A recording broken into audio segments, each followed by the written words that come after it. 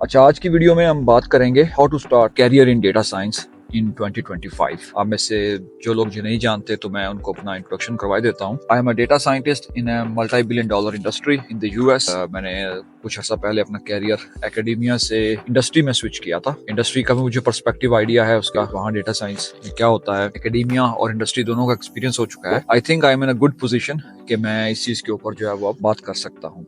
अच्छा, आप में से जो लोग इस साल यानी कि 2025 में अपना कैरियर डेटा साइंस में स्टार्ट करना चाहते हैं या कैरियर डेटा साइंस में देख रहे हैं, तो वो डेटा साइंस में कैसे आ सकते हैं। सबसे पहले आप लोगों को एक अच्छी हाउ नाउ होनी चाहिए कि डेटा साइंस जो है क्या। डेटा साइंस को स्टार्ट हुए तो काफी अरसा हो चुका है, मगर ये फील्ड आज भी इमर्जिंग है। बहुत सारी यूनिवर्सिटीज ने मास्टर्स की डिग्रीज जो है उसमें स्टार्ट की हुई है डेटा साइंस में के अंदर, लेकिन ये अभी भी एक ऐसा फील्ड है जो कि एस्टेब्लिश नहीं हुआ प्रॉपर तरीके से, और एस्टेब्लिश अभी भी हो रहा है। इसमें और भी बहुत कुछ काम जो है वो होने वाला है, क्योंकि आए रोज नित नए दिन जो है वो टेक्नोलॉजी चेंज होती रहती है, जिसकी वजह से काफी सारी तब्दीलियां जो है वो हमें देखने को मिल रही हैं। और मैं खुद काफी सारे ऐसे कैंडिडेट्स का इंटरव्यू ले चुका हूँ जो प्योर डेटा साइंस फील्ड से निकल कर जॉब मार्केट में आए हैं, लेकिन उनमें कुछ खातर जो है वो मुझे ऐसी कुछ सेटिस्फेक्शन नहीं मिली कि हाँ ये लोग जो है इनका ये पूरी तरह तैयार है अभी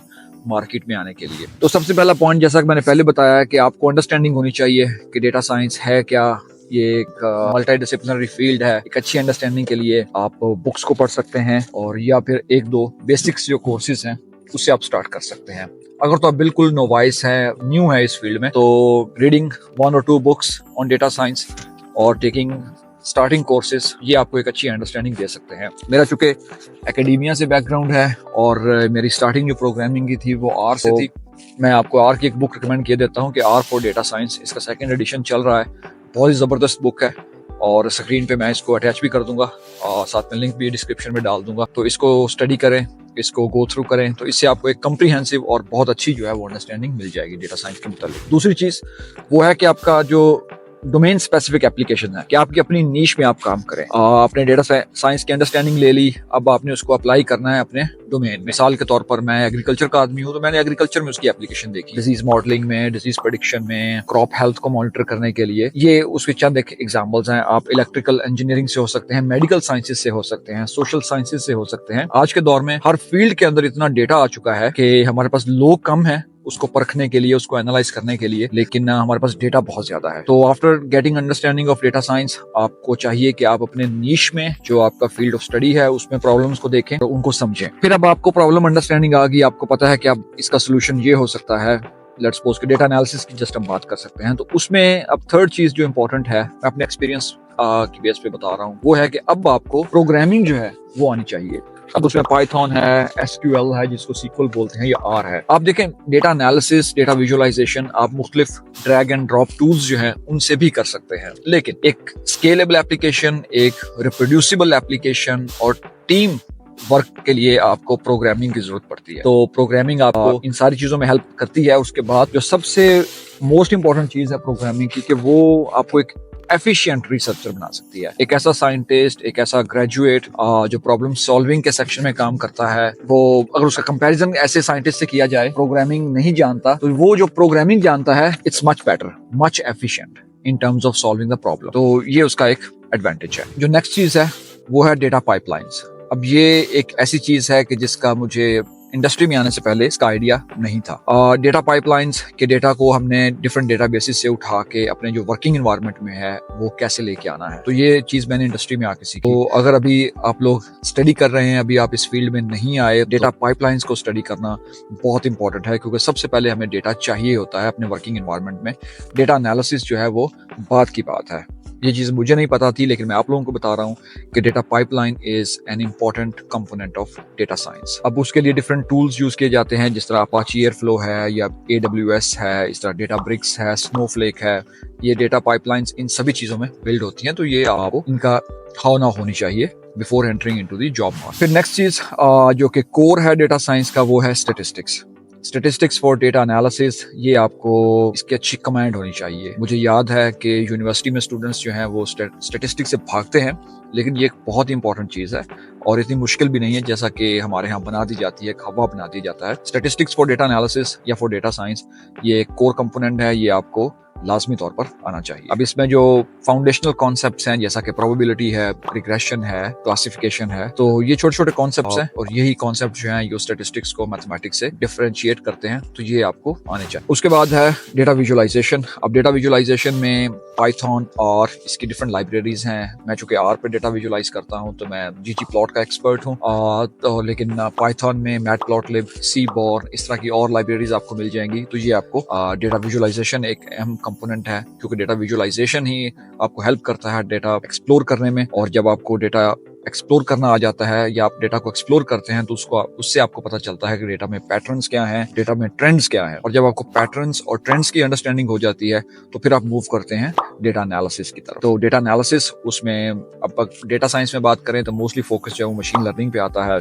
मशीन लर्निंग में हम जो टेक्निक्स यूज करते हैं उसमें रिग्रेशन बेस्ड हो सकती हैं, जो कि प्रेडिक्शन के लिए यूज करते हैं हम। क्लासिफिकेशन है कि अगर डेटा हमारा न्यूमेरिक नहीं है, डिफरेंट क्लासेस में है, फिर हम ऑटोमेटिक या सेमी ऑटोमेटिक किस्म की क्लस्टरिंग करते हैं कि हमारे पास ट्रेनिंग का डेटा ही मौजूद नहीं है, लेकिन हम उसको based on the data structure और पैटर्न्स डेटा को हम डिफरेंट ग्रुप्स में डिवाइड करना चाहते हैं। तो ये मोटे मोटे कॉन्सेप्ट हैं, लेकिन अगर आप इसकी अच्छी हॉर्नौ ले लेते हैं तो it can be best for you. उसके बाद आज के दौर में जिस तरह जेन AI है, नए नए टूल्स आ रहे हैं, तो आपको इनके बारे में भी अच्छी हॉर्नौ होनी चाहिए, अंडरस्टैंडिंग होनी चाहिए कि जेन AI को हम कैसे यूटिलाइज कर सकते हैं डेटा साइंस में, या उसकी क्या एप्लीकेशंस हो सकती हैं आपके अपने स्पेसिफिक फील्ड में। तो उसके लिए ये चीज़ जो है वो बहुत ज़्यादा कारआमद और बहुत ज़्यादा एडवांटेजफुल हो सकती है। और इसके अलावा जो कंप्यूटिंग टूल्स हैं, अब मैं चूंकि एकेडमिया से था तो एकेडमिया में हम लोकली चीज़ों को प्रोसेस करते थे, लेकिन जब मैं इंडस्ट्री में आया तो मुझे क्लाउड कंप्यूटिंग को देखने का मौका मिला, क्योंकि हम जब आप बड़ी टीम्स में और इस तरह की एक रिच इन्वायरमेंट में काम कर रहे होते हैं जहाँ पे वर्ल्ड वाइड बिजनेस जो है वो चल रहे होते हैं, तो उसमें फिर आप लोकली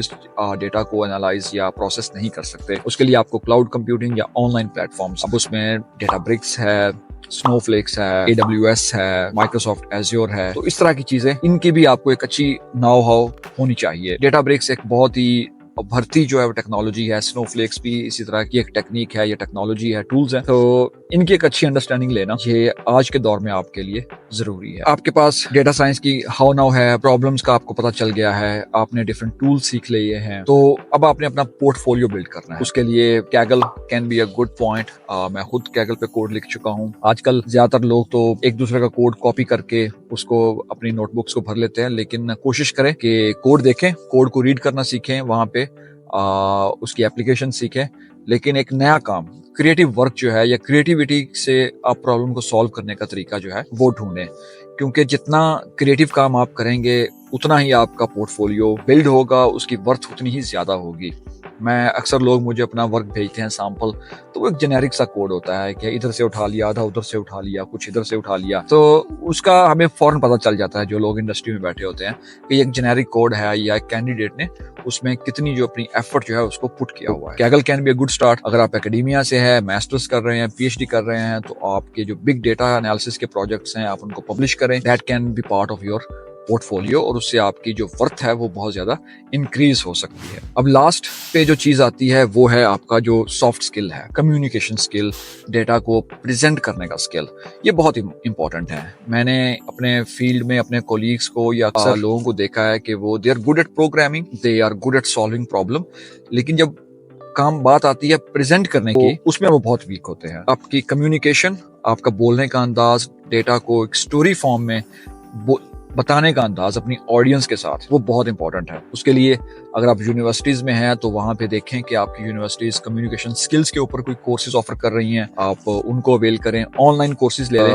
आप बिलीव नहीं करेंगे कि मैं इस पॉइंट पे आके भी जितने भी फ्री रिसोर्सेज मुझे पता होते हैं, तो मैंने 20 से 25 at a time courses different चीजों के ऊपर, उसमें कम्युनिकेशन भी है, लीडरशिप भी है, मैनेजमेंट स्किल्स भी है, टाइम मैनेजमेंट स्किल्स हैं, तो मैंने उनको बुक मार्क किया होता है कि जैसे जैसे मुझे टाइम मिलता रहता है वीक में या डेज में, तो मैं उन कोर्सेज को करता रहता हूँ। ये आपकी लाइफ लॉन्ग लर्निंग होती है, तो इस पे लाजमी फोकस करें, क्योंकि कम्युनिकेशन एंड पे जो है वो एक की कंपोनेंट बनता है कि जब आप अपने स्टेक होल्डर्स के पास या अपने जो एग्जेक्टिव के ब्रांच के लोग हैं उनके पास जब आप प्रॉब्लम को प्रेजेंट करते हैं और उसका सोल्यूशन प्रेजेंट करते हैं, एनालिसिस को प्रेजेंट करते हैं, तो आपका जो कम्युनिकेशन स्किल है वो आपको बहुत आगे लेके जाता है। तो इस पे ऊपर आपको लाजमी काम करना चाहिए despite of being going into data science और not, communication is very important. अच्छा, ये तो थे कुछ पॉइंट्स जो मेरी सजेशंस थी कि how you can get started. और अगर आप अपना कैरियर देख रहे हैं डेटा साइंस के ऊपर, इंशाल्लाह इसके बाद कुछ और वीडियोस भी आएंगे जिसके ऊपर मैं मजीद डेटा साइंस के ऊपर बात करूंगा। तो